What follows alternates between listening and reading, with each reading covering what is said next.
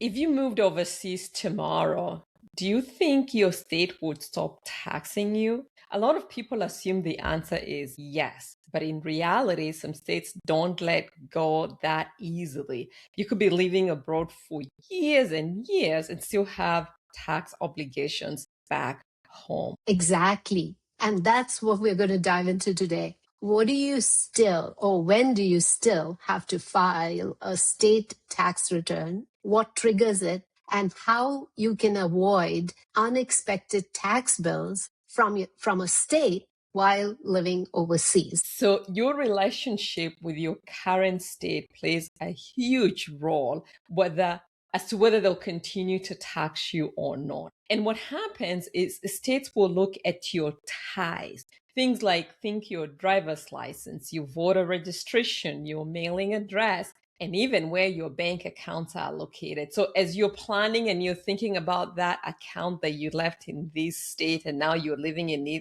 this other state, you really want to watch out for things like those. So if these things that we're calling ties are still active, the state may make a very convincing case that you're still a resident for tax purposes, and so they'll want to tax you. And we know some states are especially aggressive about this. California is probably the most well known, but so is other states like New Mexico, New York, South Carolina, and Virginia. They do make it difficult to serve a residency. So if you leave but keep strong connections like your license or active accounts or you're voting from overseas, so your voter registration, you may still be required to report all of your income to that state, even if you earned it abroad. Yes. And that's where things can get expensive. Because unlike your federal return, most states do not follow a tax treaty. Thereby, they do not offer a foreign tax credit for taxes that you have paid in another country. So if you're paying taxes in another country, the state that you're attached to may still tax that same income without giving you a break or without giving you a credit for the taxes you have paid to the other country, remember, because that's only at the federal level. And that creates a real risk of double taxation.